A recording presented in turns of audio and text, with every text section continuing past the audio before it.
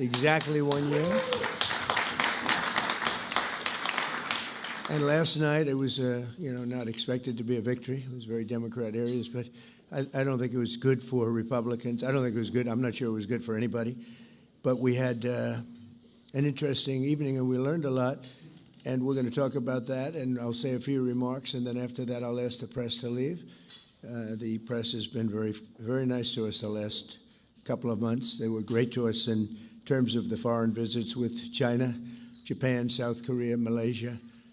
And they were actually terrific. So I want to thank you for that. I'm sure you'll get back to your normal ways soon. But we did a great job over in China. And we've done a great job in turning off wars. We stopped 8 wars. And we have 1 to go, as you probably know, and that'll get stopped also. But we've done a great job. So it's really been an honor to do it. And I did it with many of the people in this room. Every one of you I know, and every one of you I like. I like our leaders. I like everybody. But I thought we'd have a discussion after the press leaves about what last night represented and what we should do about it, and also about the shutdown and how that relates to last night. I think if you read the pollsters, the shutdown was a big factor, negative for the Republicans. And that was a big factor. And they say that I wasn't on the ballot was the biggest factor. But I don't know about that. But I was honored that they said that. And I just want to thank everybody for being here. And a very special thanks to Vice President J.D. Vance, who's doing a terrific job. J.D., thank you very much.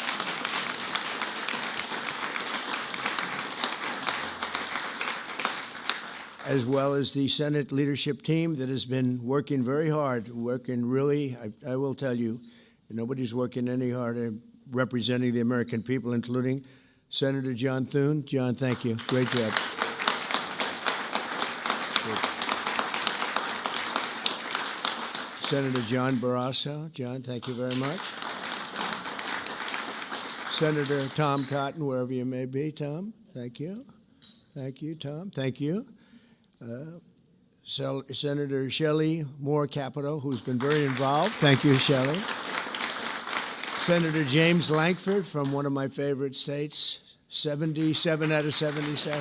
I always say 77 out of 77. Reagan was 56. That was the record. We got every one of them. Thank you, James. And a fantastic friend of mine and an incredible advocate during the election a year ago, Tim Scott. Thank you, Tim. So as you know, we are in the midst of a disastrous Democrat-created government shutdown, and it is Democrat-created, but I don't think they're getting really the blame that they should. That's now officially the longest shutdown in American history. The Democrat radicals in the Senate have shown zero interest in reopening the government, and I don't think they'll act so soon. A lot of people disagree. I've been saying for the last 30 days, we've had 4 or 5 different points. Yes, sir, they're going to get it right now. We should have it done in a day. I've heard that about 4 times. I heard it after Kings. They said I was a king. And I heard it after Kings. I heard it after a couple of other moments in time. And I said, no, I don't believe so. And now I heard it's after the election. I don't believe so. I think they will. I think they're kamikaze pilots. I just got back from Japan. I talked about the kamikaze pilots. I think these guys are kamikaze. They'll take down the country if they have to. So I don't think so. Millions of Americans are going to be without SNAP benefits. And I will say about SNAP benefits, so when I was president, we had $7 billion worth, and now they have many times that because these benefits were given to anybody that asked, and they're up to, I hear, just many times, $47 billion. So it wasn't the purpose of SNAP. It was for people that really had problems, down and out, people that really had problems. But during Biden, they gave it to anybody that wanted it. I think it's something you have to talk about because the numbers are incredible. But countless public servants are now not being paid, and the air traffic control system is under increasing strain. We must get the government back open soon, and really immediately. We have to get it up. We have the hottest economy we've ever had, and it's affecting the stock market now a little bit. But the stock market, as of Friday, has hit many record highs during the last 9 months, many.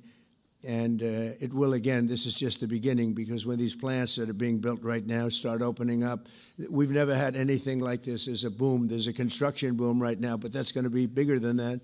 That's going to be an economic boom as soon as they open up, and it's going to be something special. We have car companies coming in. When I was in Japan, Toyota, Mr. Toyota, I said, "What's your name?" "Toyota." I said, "Oh, you're rich." He said, "How much of the company do you own?" 92.1%. I said, "I'm glad you said the one." He wants to be. I said, "You're a rich guy." And he said, "I'm investing $10 billion in the U.S. And you know who I'm talking about, right? You introduced me, Mr. Senator. You introduced me originally when you were the ambassador to Japan. He's still good. He's still strong. But he had no interest in investing in this country. Now he's investing $10 billion as of 1 week ago in building new plants. We have auto plants coming in incredibly, but we have AI and all of them. And we can't be extorted to give $1.5 trillion to people that came into the country illegally, many from prisons, many drug dealers. A lot of people came in from mental institutions. They want to give a lot of money to the people that came in illegally. We have to get them out. We can't. No country can sustain that. That's not like an attack on our country. In no country, these are not going to be productive people. These are going to be anti-productive people. And we can all have big hearts. I have a bigger heart than anybody, but we can't let that happen. It's time for Republicans to do what they have to do, and that's terminate the filibuster. It's the only way you can do it. And if you don't terminate the filibuster, you'll be in bad shape. We won't pass any legislation. There'll be no legislation passed for 3.25. We have 3.25 years, so that's a long time. But when they can't do an extension, and John, I think they've done an extension every single time they've ever been asked forever. This is the first time they haven't done an extension. Extensions are supposed to be easy, but if they won't do an extension, they won't do any bill, even a simple bill. And we should do our own bills. We should get out. We should do our own bills. We should open up. We should start tonight with the country's open. Congratulations. Then we should pass voter ID. We should pass no mail-in voting. We should pass all the things that we want to pass, make our elections secure and safe, because California is a disaster. Many of the states are disasters. But can you imagine when they vote almost unanimously against voter ID? All we want is voter ID. You go to a grocery store, you have to give ID. You go to a gas station, you give ID. But for voting, they want no voter ID. That's only for one reason, because they cheat. We would pass that in 15 minutes. If you don't get it, you'll never pass that. You'll never talk about mail-in ballots. Mail-in ballots make it automatically corrupt. If you have mail-in ballots, automatically it's correct. Even Jimmy Carter, they had the Carter Commission after he got out of office, and he had a group of very distinguished people, Democrats and Republicans, and they passed, they recommended things take place. It was a long time ago. And they said about mail-in ballots, if there is mail-in ballots, there will definitely be corruption, because, they pass through too many hands. I mean, you go in to vote, and they want your card. Even me, I went into Palm Beach. You go in to vote, they want your card, you're this, you're that. They say, "I'm sorry to do this, sir, but I have to look at your identification." I said, "That's all right. I love that." But, you're really not going to get away with much. It was very, very professional and very good, and the way it's supposed to be. But these people don't want that. They have legislation in California where it's illegal to ask somebody for voter ID. If you ask somebody for voter ID, if you're an official, and you say, "I'd like to see your voter ID," they can arrest you, okay?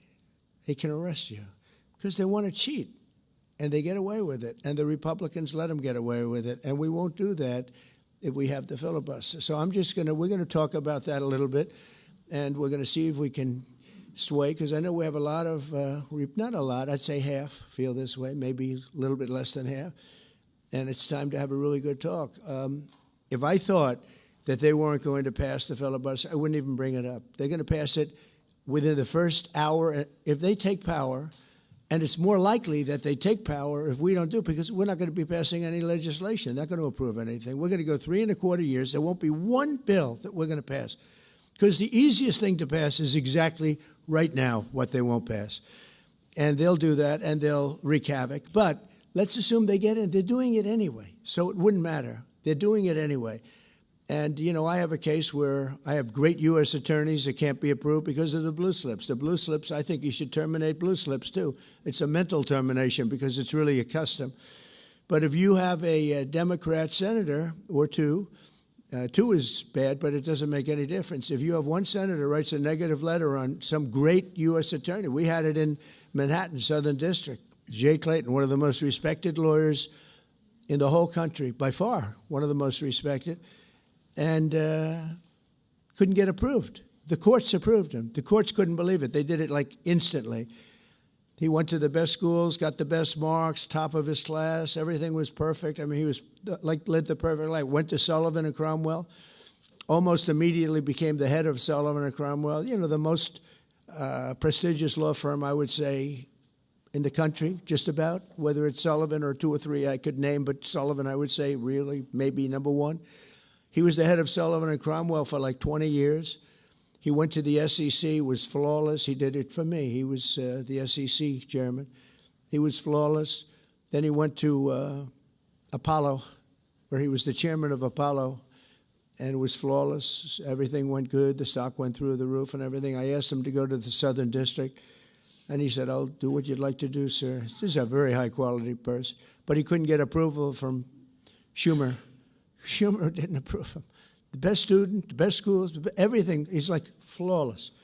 And the courts actually said, "You're not approving Jay Clayton," right, Lindsay? You heard this. The courts actually interceded, and they approved him. But that's an unusual guy. We have other people that are really good, but people don't know how good. Top students, top colleges, and they're U.S. attorneys, and they won't be approved. They're not going to be approved. We have one in Los Angeles who's phenomenal, but no, the senators, the Democrats are, you know, again, they're kamikazes. The Democrats are not going to approve them. Blue slips are a disaster. So the only people I can get approved are Democrats. I was told that by the Democrats. We'll only approve Democrats. I said, really, is that right? Well, not going to work that way. Not going to work that way with me.